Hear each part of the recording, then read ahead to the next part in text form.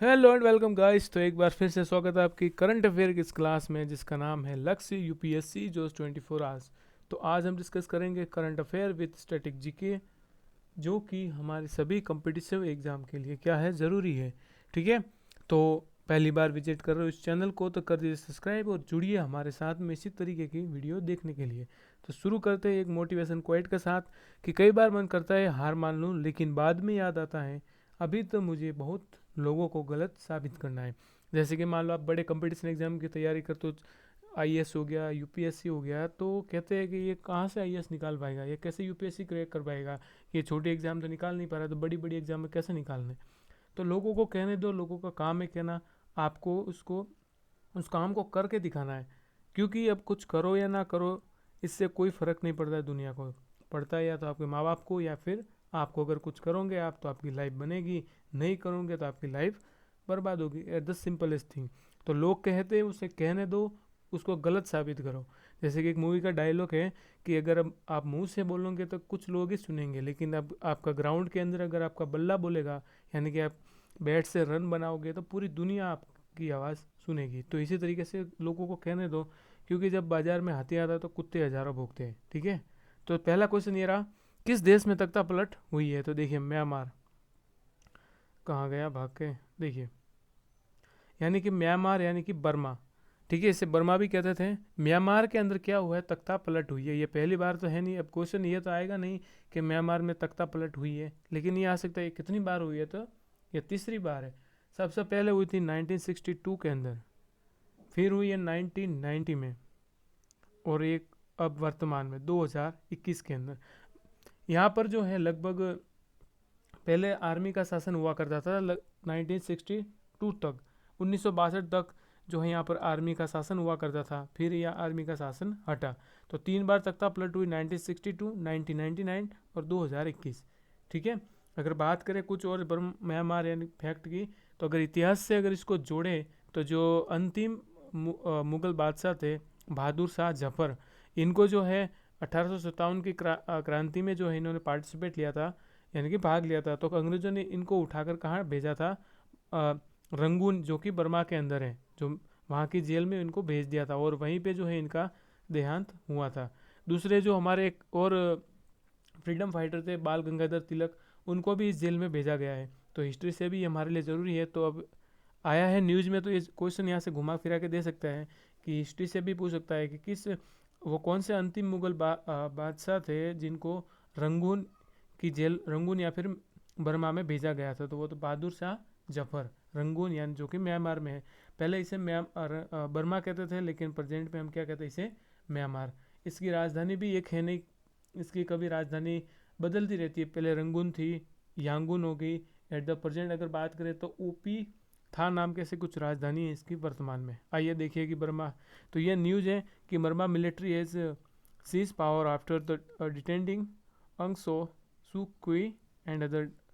बाकी ये काम का है नहीं, बाकी मैंने आपको बता दिए। अगला, तो ये भारत का नक्शा है। अगर हम इंडियन मैप की बात करें तो देखिए,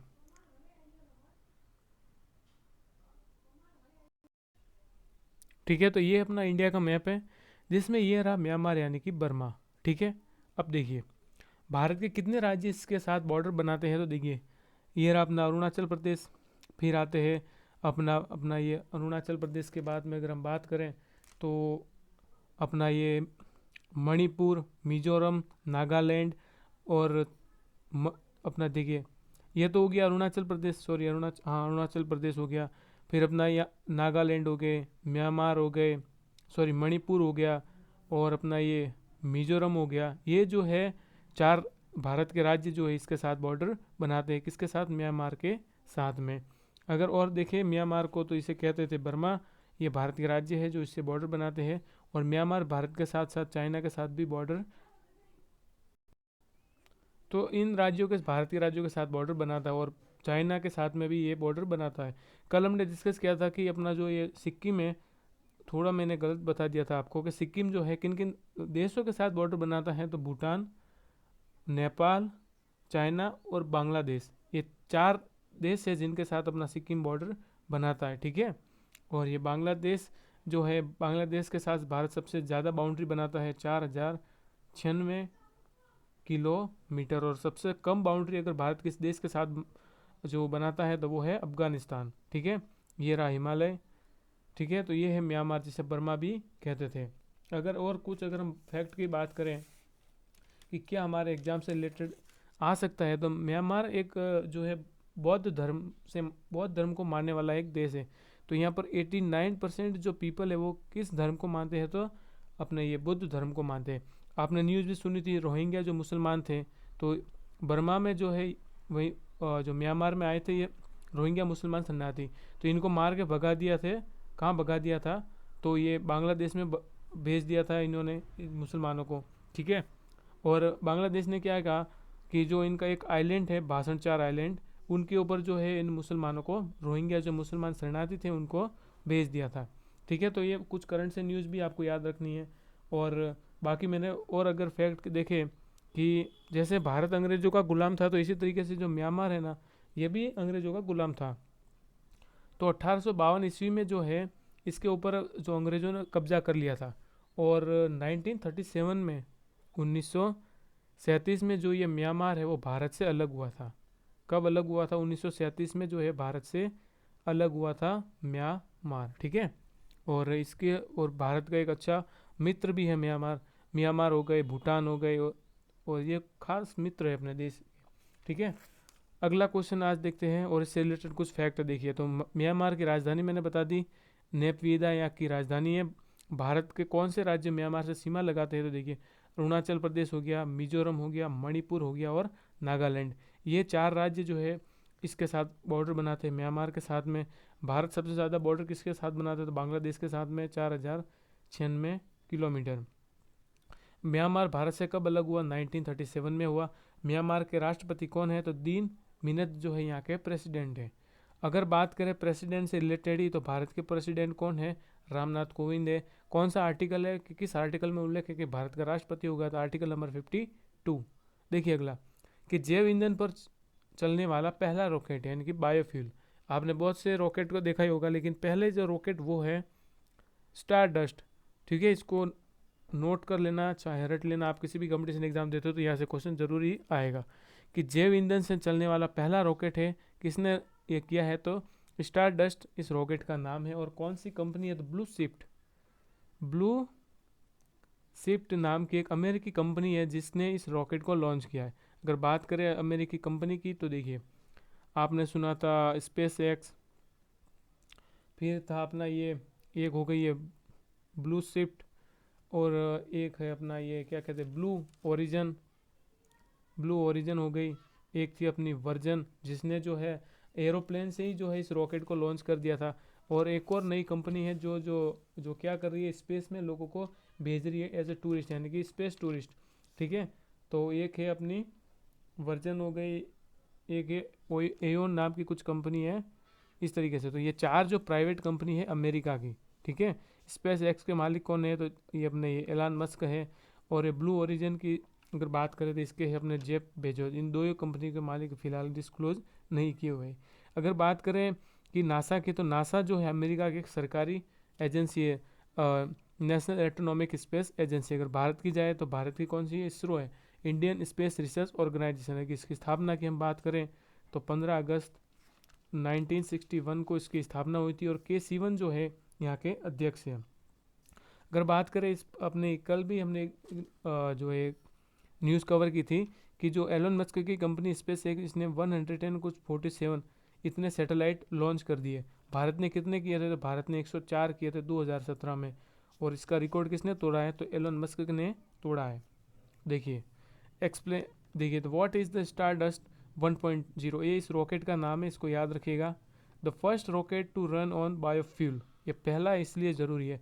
Sunday launch mark another historical first of mind science student.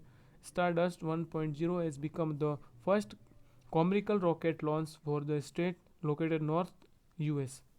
अगला अगर देखिए कुछ, अगर हम और भी महत्वपूर्ण अगर हम बात देखें इस रॉकेट की, अगर हम कुछ बात करें कि रॉकेट क्या है, किस तरीके से है, तो ये इस रॉकेट है। अगर इसकी लंबाई की बात करें तो 20 फीट तक लंबा था ये रॉकेट। ये डेमो है फिर, ठीक है। और 250 यानी कि 250 किलोग्राम इसका वजन था और 8 किलोग्राम तक का ये पे लोड लेके जा सकता है। अब रॉकेट की बात आएगी है तो रॉकेट से कुछ जान लेते हैं हम। देखिए रॉकेट के बारे में, तो देखिए जो रॉकेट है ना, देखिए रॉकेट का ये वाला भाग जो है ना, इसके अंदर सारा मसाला भरा जाता है, यानी कि ये होता है पेलोड। कई बार आप मूवी में देखते हो जैसे ही रॉकेट ऊपर जाता है नीचे वाला भाग अलग हो जाता है, ये वाला भाग अलग अलग हो जाता है और ये वाला अलग। तो जो कुछ है सैटेलाइट वगैरह तो ये सब कुछ इसी के अंदर होता है। ठीक है, आइए। तो इसरो के अध्यक्ष कौन है? इंडियन स्पेस रिसर्च ऑर्गेनाइजेशन 15 अगस्त 1969 में इसकी स्थापना हुई थी। के सिवन जो है इसके अध्यक्ष है। इसरो किसके अधीन आता है? तो प्राइम मिनिस्टर के अधीन आता है इसरो। डीआरडीओ किसके अधीन आता है? रक्षा मंत्री के अधीन आता है। DRDO defence research development organisation, ये इसका पूरा नाम है। और इसके अध्यक्ष की हम बात करें तो जी सतीश रेड्डी जी जो इसके अध्यक्ष हैं।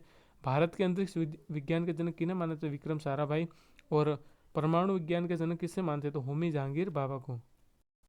ठीक है, तो ये कुछ फैक्ट है जिसको याद रखिएगा। तो भारत में अंतरिक्ष विज्ञान के जनक विक्रम साराभाई। भारत में परमाणु रिसर्च के जनक कौन है? तो डॉक्टर होमी जहांगीर बाबा। इसके लिए बनाया हुआ है BARC BARC Bhabha atomic research centre, जो कि त्रांबे महाराष्ट्र में है।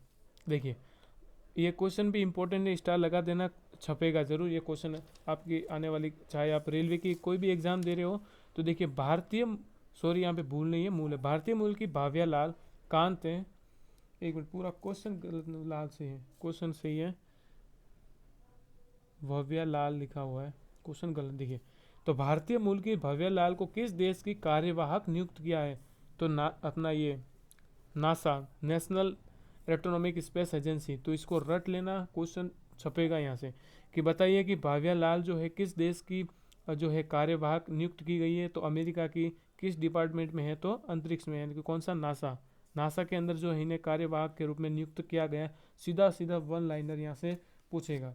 देखिए अगर महत्वपूर्ण, अगर हम अपने जो वर्तमान में अगर जो नियुक्तियाँ हुई उनकी अगर हम बात करें तो देखिए जो क्वेश्चन पूछ सकता है, देखिए पहला है गावी। ठीक है, गावी क्या है? तो देखिए GAVI। अगर गावी के अध्यक्ष पूछे हमारे भारत से कौन? तो डॉक्टर हर्षवर्धन जी है, जो कि हमारे स्वास्थ्य मंत्री हैं। ठीक है, यानी कि गावी की अगर हम बात करें तो global alliance for vaccine and immunisation. ठीक है, लिख लेना पूरा नाम, global alliance for vaccine immunisation, ये इसका पूरा नाम है। और कौन अध्यक्ष है? तो डॉक्टर हर्षवर्धन जी अध्यक्ष है और ये हमारे स्वास्थ्य मंत्री है। ठीक है, इसके अंदर और इनके जो मिनिस्ट्री में और भी अर्थ साइंस मिनिस्ट्री भी इनके पास है। अगर बात करें एसोचैम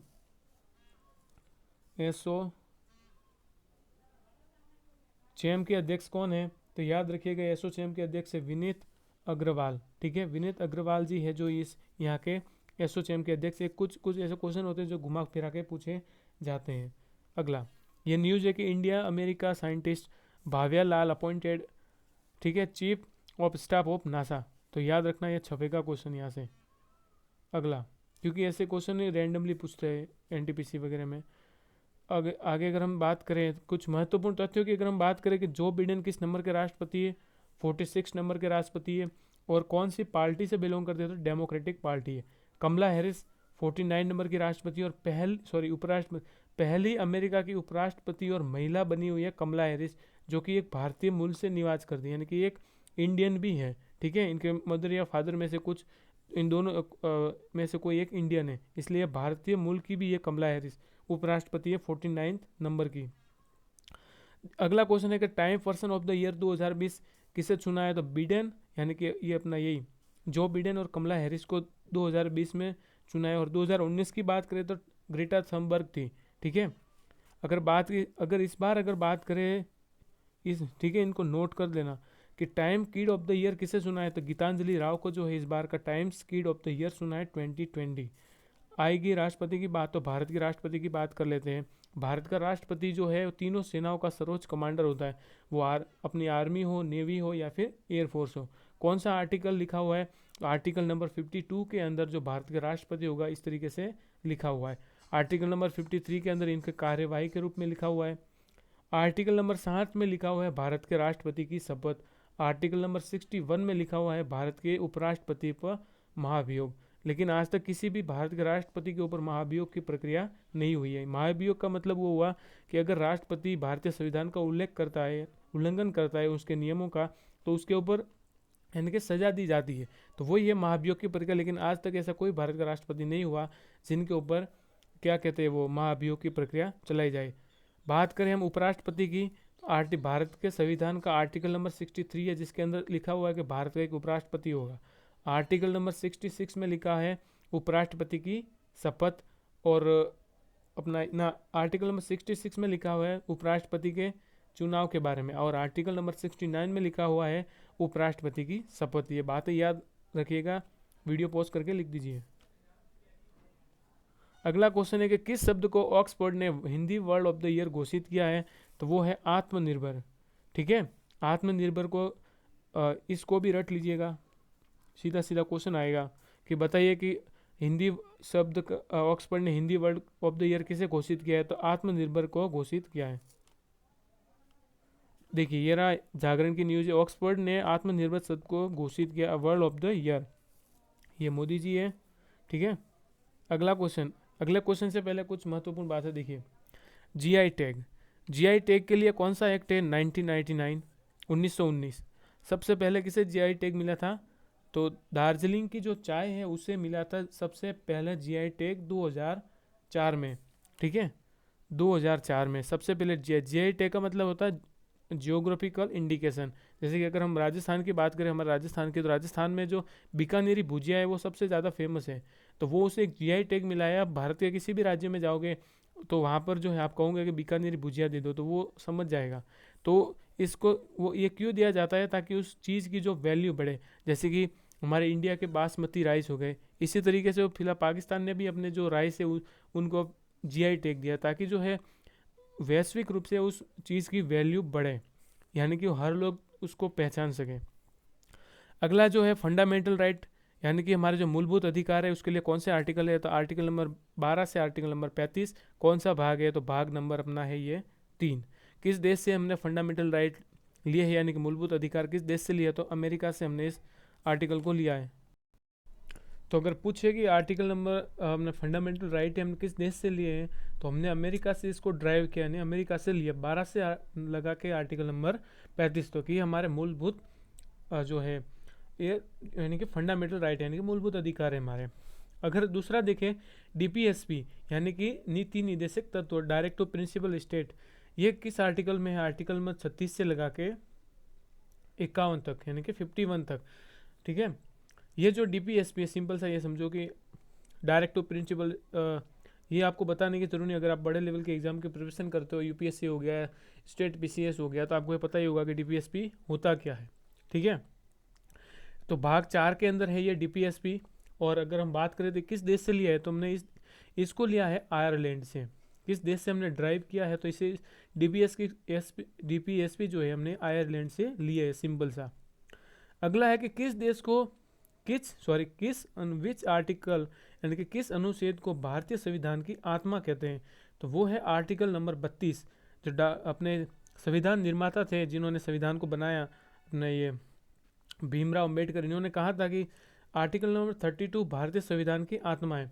क्योंकि देखिए आपने रीट का नाम सुना होगा, तो जब मान लो कि रीट जारी होती है, मान लो कि कल को जो सरकार ऐसा नियम ला दे कि भाई जो कि हमारे जो फंडामेंटल राइट है उसके अगेंस्ट हो, कि जैसे कि रात को जो है घूमना एकदम प्रतिबंध कर दे, या फिर कुछ ऐसे आर्टिकल ला दे जैसे मान लो कि हाँ कि मान लो राजस्थान वाला नहीं जा सकता, अपने गुजरात में नहीं जा सकता, गुजरात वाला राजस्थान में नहीं जा सकता, ठीक है, वहाँ पे घूमना नहीं जा सकता, तो ये तो हमारे मूलभूत अधिकारों का हनन हुआ, क्योंकि हमें आज़ादी है, फ्रीडम है हमें। तो जब ऐसा होता है तो हम सुप्रीम कोर्ट में जा सकती है और सरकार के खिलाफ लगा सकती है और रेट, ताकि इस तरीके के जब भी कानून बनेंगे वो खारिज हो जाएंगे। तभी तो जब जब जो है इमरजेंसी लगती है, यानी कि आपातकाल लगती है, जैसे जैसे कि मान लो कि कोरोना वायरस में लॉकडाउन लगा था, तो लॉकडाउन में आर्टिकल नंबर 4 जो कौन सी धारा लगी थी अपनी, वो आर्टिकल धारा थी 44 धारा, भूल गया मैं। उसमें क्या हुआ था, उसका आपके जितने भी फंडामेंटल राइट थे वो सब आपसे छीन लिए गए थे। क्यों? लेकिन 2 आर्टिकल ऐसे थे जो कि कितनी भी इमरजेंसी आ जाए, कितना भी अकाल पड़ जाए देश में या फिर इमरजेंसी लगा दे, राष्ट्रपति का शासन आ जाए, फिर भी आर्टिकल नंबर 20 और आर्टिकल नंबर 21, ये जो आर्टिकल नंबर 20 और 21 ये आपके जीने का अधिकार है। ये कभी भी जो है इमरजेंसी हो, आपातकाल में, ये आर्टिकल आपसे कोई नहीं छीन सकता है। ठीक है। अगर बात करें रिट कितने प्रकार की होती है, तो रिट होती है 5 प्रकार की। देखिए कौन कौन सी। तो पहली होती है बंदी प्रत्यक्षीकरण। ठीक है, बंदी प्रत्यक्षीकरण। इसका इसका मतलब क्या है कि मान लो कि आपको कल को जो है आपको पुलिस वाले उठा के ले गए बिना पूछताछ के सीधे जेल में, तो उस समय कौन सी रीट लगती है, तो यही रीट लगती है बंदी प्रत्यक्षीकरण। यानी कि जब भी आपको पुलिस वाले पकड़ने आते तो आपको वारंट दिखाते, बिना वारंट के पुलिस वाले आपको हाथ भी नहीं लगा सकते। अगर आपको पुलिस वाले लेके गए तो 24 आवर्स के अंदर ही जो जो जिला के अंदर कोर्ट होगी उनको मजिस्ट्रेट के सामने पेश करना होगा। तो यानी बंदी प्रत्यक्षीकरण का मतलब हुआ है कि कानूनी रूप से हिरासत में लिए आपको अगर कोई लेता है या फिर आपको जेल में डालता है तो ये इसका विरोध करती है। अगली जो रीट है वो है, यानी कि रीट के प्रकार बता रहा हूँ मैं आपको। बेसिकली 5 टाइप की रीट होती है। कहाँ गया क्वेश्चन, ये रहा। कितनी 5 टाइप की। पहली है बंदी प्रत्यक्षीकरण, फिर दूसरी आती है मंडम, फिर आती है स्ट्रीफारी, एंड लास्ट ना, फिर चौथे नंबर की आती है निषेध, और लास्ट होती है कुओ वार्टो। ये रीट के प्रकार है। ठीक है, 5 प्रकार की बेसिकली रीट होती है। तो अभी जो एनटीपीसी का एग्जाम हुआ था उसने पूछा था कि बताइए बंदी प्रत्यक्षीकरण क्या है, तो ये एक रीट का प्रकार है। ठीक है। अगर बात करें कि कौन कौन जो है रीट जारी करता है, तो हाई कोर्ट भी रीट को जारी करती है और सुप्रीम कोर्ट भी करती है। अगर मान लो सुप्रीम कोर्ट रीट को जारी करती है तो सुप्रीम कोर्ट जो है आर्टिकल नंबर 32 के तहत जो रीट को जारी करता है। अगर बात करें हाई कोर्ट की, तो हाई कोर्ट आर्टिकल नंबर 226 के तहत जो है वो क्या करता है, रिट जारी करता है। अगर हाई कोर्ट की ही बात करें तो भारत में कितने हाई कोर्ट है, तो 25 हाई कोर्ट है। ठीक है। देखिए अगला क्वेश्चन ये रहा। अगला क्वेश्चन हिस्ट्री से रिलेटेड है। तो क्वेश्चन यहाँ से एग्जाम में जरूर से जरूर बनेगा, या तो यह घुमा के दे देगा, यानी कि कोई ना कोई यहाँ से क्वेश्चन जरूर फंसेगा। देखिए कि चोरा चोरी घटना कब हुई थी, तो ये हुई थी 4 फरवरी 1922 को हुई थी। कहाँ पे हुई थी, तो यूपी में, यूपी के गोरखपुर जिले में ये घटना हुई थी। और इसी के कारण 1922 में जो है गांधी जी ने असहयोग आंदोलन को ले लिया था, इस चोरा चोरी की घटना के कारण ही। ठीक है। कब हुई थी, तो 4 फरवरी 1922 को चोरा चोरी घटना हुई थी यूपी के गोरखपुर जिले में, अंग्रेजों के टाइम में। तो पीएम मोदी जो है इनोग्रेट चोरी चोरा अपने ये, यानी कि इसको 100 साल पूरे हो गए में भी, इसीलिए जो प्राइम मिनिस्टर मोदी जी ने जो इसका इनोग्रेशन की उद्घाटन किया है। अगला अगर कुछ महत्वपूर्ण फैक्ट की बात करें तो देखिए असहयोग आंदोलन यानी कि नॉन कोऑपरेशन मूवमेंट 1920 से 1919 चला था। और जब 4 फरवरी 1922 को जो है चोरा चोरी कांड हुआ, तो इसी के चलते जो गांधी जी ने जो है असहयोग आंदोलन वापस ले लिया था। अगर बात करें रोलेट एक्ट, देखिए जब ये रोलेट एक्ट की बात करें तो 1919 में आया था रोलेट एक्ट। इसी के चलते जलियांवाला बाग हत्याकांड भी हुआ था। और जो रविंद्रनाथ टैगोर थे उन्होंने अपनी उपाधि भी वापस दे दी। तो कौन सी उपाधि को त्याग दिया था, तो आप उसको कमेंट में ज़रूर बता सकते हो। देखिए रोलेट एक्ट की अगर हम बात करें तो इसमें क्या होता था कि जब ये एक्ट आया तो एक इसे काला कानून भी कहते हैं। मान लो कि उस टाइम पे भारत पे अंग्रेजों का ही राज था, तो जैसे कि क्योंकि वर्ल्ड वॉर फर्स्ट जो है वो इस समय ख़त्म हो गई थी, जिसके कारण अंग्रेज जो है वो थोड़े डरे हुए भी थे, क्योंकि वर्ल्ड वॉर फर्स्ट ख़त्म हुई थी। तो उन्होंने कानून लाया ताकि कोई भी जो है विद्रोह ना कर सके भारत में। तो अगर मान लो कि किसी को भी अंग्रेजों को शक लगा कि हाँ ये बंदा जो है विद्रोह भड़का सकता है या फिर हमारे खिलाफ नारेबाजी कर सकता है, यानी कि बगावत कर सकता है, तो सीधे उस बंदे को या तो वहीं पे ख़त्म कर देंगे या फिर उनको जेल में डाल देंगे। अगर जेल में डालेंगे तो ना तो इस एक्ट के तहत आप जो है वकील भी नहीं कर सकते थे, आपको मारा जाए, पीटा जाए या फिर कुछ भी करा जाए, आपके घर वाले भी आपको देखने नहीं आ सकते, यानी कि आपके साथ कुछ भी हो सकता था इस एक्ट से रिलेटेड। इसी के चलते अपने 1919 में जलियांवाला बाग हत्याकांड हुआ था। ठीक है, 13 अप्रैल 1999 को जो जनरल डायर था उसने जो है ऑर्डर दे दिया, क्योंकि उस समय जलियांवाला बाग में जो है लोग बैठे हुए थे, पंजाबी थे, उनका एक पर्व था, शायद बैसाखी थी। तो उस जो त्यौहार को वो लोग सेलिब्रेट कर रहे थे, लेकिन उसको लगा कि ये लोग जो है हमारे खिलाफ जो आंदोलन कर रहे हैं या फिर कुछ यहाँ पर ये लोग जो है कुछ बगावत करेंगे हमारे शासन के खिलाफ, तो जनरल डायर ने जो है गोली चलाने का हुक्म दे दिया, और जिसमें छोटे छोटे बच्चे भी मर गए थे 1919 में। ठीक है, तो यही हुआ था जलियांवाला बाग हत्याकांड 13 अप्रैल 1919 में। भी शायद डेट में मुझे मिस्टेक है, लेकिन इतना पता 1999 को हुआ था। और इसी के चलते जो डायर के ऊपर जो है एक आयोग भी लाया था, जिसे कहते हैं हंटर आयोग। ठीक है, हंटर आयोग। और इस आयोग ने कहा कि जो जो डायर जनरल डायर है वो निर्दोष है, लेकिन रियलिटी में क्या था वो सभी को पता ही है। देखिए, अगला क्वेश्चन है कि महात्मा गांधी जी वो अफ्रीका से कब लौटे, तो 1915 में 9 जनवरी 1915 को जो है महात्मा गांधी जी अफ्रीका से भारत में आए थे। और अफ्रीका में जो इन्हें जो ये क्या भाई के नाम से भी जाना जाता था। अगला है कि भारत छोड़ो आंदोलन कब आया, तो 1942 1942 में आया, जब वर्ल्ड वॉर 2 स्टार्ट हो गया था 1939 टू 1945। ठीक है, 1942 में। देखिए, अगला क्वेश्चन है कि हर जल यानी कि हर घर जल हर सफाई योजना छपेगा, ये क्वेश्चन रट लेना, ये इनको रटने ही पड़ते हैं। किस राज्य में शुरू हुई है, तो पंजाब राज्य ने जो है इस स्कीम को शुरू किया है, हर घर जल हर सफाई योजना, यानी कि हर घर में जल होगा और हर घर में सफाई होगी। पंजाब ने इसको शुरू किया है, और पंजाब के जो सीएम है कैप्टन अरविंदर सिंह, कैप्टन वो नाम है क्या है। ठीक है, तो पंजाब सीएम लॉन्च हर घर पानी हर घर सफाई मिशन। ठीक है, इसको याद रखिएगा। अब देखिए कुछ महत्वपूर्ण तथ्य की बात करें हम कि जीएसटी किस प्रकार का टैक्स है, तो ये इनडायरेक्ट टैक्स है, पहली बात। अगर दूसरी बात करें जीएसटी कब लागू हुई, तो 1 जुलाई 2017 को लागू हुई थी। जीएसटी के लिए कौन सा संविधान संशोधन है, तो 101 है। भारत में सबसे पहले जीएसटी किस राज्य में लागू हुई थी, तो वो थी असम राज्य में। अगर बात करें वर्तमान की, तो वर्तमान में भारत के अंदर 28 तो राज्य है और 8 जो है यूनियन टेरिटरी यानी कि 8 केंद्र शासित प्रदेश है। और नया वाला केंद्र शासित प्रदेश कौन है, तो दमन दीव और दादर नागर हवेली। अगर पूछे कि नया वाला राज्य कौन सा है, तो तेलंगाना जो है भारत का नया राज्य है। कब बना था, तो 2 जून 2014 को जो है आंध्र प्रदेश से अलग होकर एक नया राज्य गठित हुआ था। देखिए, आर्मी स्टाफ के नए वाइस चीफ कौन है, तो देखिए वो है अपने ये KFCP मोहंती, यानी कि लेफ्टिनेंट जनरल। केएफ नहीं है, सॉरी LF है, लेफ्टिनेंट जनरल। ठीक है, लेफ्टिनेंट जनरल जी लिखना था। ठीक है, लेफ्टिनेंट जनरल CP मोहंती जो है नए आर्मी स्टाफ के वाइस चीफ बनाए गए हैं। अगर बात करें कि मनोज मुकुंद नरवणे जो है भारतीय थल सेना के अध्यक्ष हैं। किस ईवन की बात की जाए, तो ये है इसरो के। ठीक है, देखिए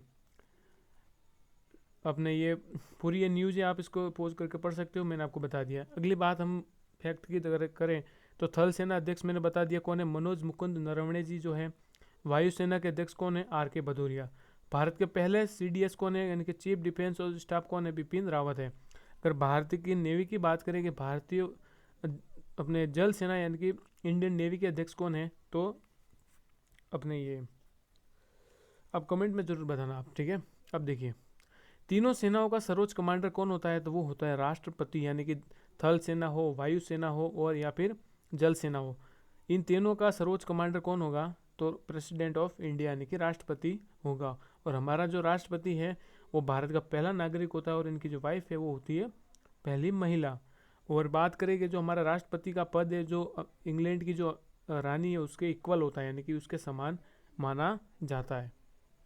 अगला क्वेश्चन है कि भारत अंतर्राष्ट्रीय रेशम मेला का उद्घाटन किसने किया है, तो स्मृति ईरानी जी ने जो है इसका उद्घाटन किया है। ठीक है, ठीक है, तो किसने किया, स्मृति ईरानी जी का। ये टेक्सटाइल मिनिस्टर है हमारे भारत की। देखिए, Smriti Irani inauguration at the Indian international skill fair कौन सा है, तो 8वां संस्करण है, इसको याद जरूर रखिएगा। और ये है स्मृति ईरानी जी जो कि टेक्सटाइल मिनिस्टर भी है हमारी। और कुछ महत्वपूर्ण फैक्ट की बात करें कि हमारे एग्जाम में क्या क्या आ सकता है, तो देखिए सेरिकल्चर यानी कि जो रेशम के कीट की जो खेती होती है उसे क्या कहते हैं, सेरिकल्चर। अंगूर की जो खेती होती है उसे कहते हैं सिटीकल्चर। फूलों की जो खेती होती है यानी बागवानी होती है ना फूलों की, उसे कहते हैं फ्लोरिकल्चर। और मधुमक्खी पालन कहलाता है एपिक कल्चर। इसकी ट्रिक भी बनाई हुई है, उसकी भी वीडियो लिंक में देख लेना। अगला है कि विश्व आर्द्र भूमि दिवस यानी कि वर्ल्ड वेटलैंड डे कब मनाया जाता है, तो 2 फरवरी को मनाया। अरे ठीक है, तो 2 फरवरी को ये मनाया जाता है। और भारत में अगर बात करें कितनी वेटलैंड है, तो 42 आर्द्र भूमि है। ठीक है, 10 जनवरी को हम क्या मनाते हैं, तो देखिए 10 जनवरी को कुछ है नहीं खास।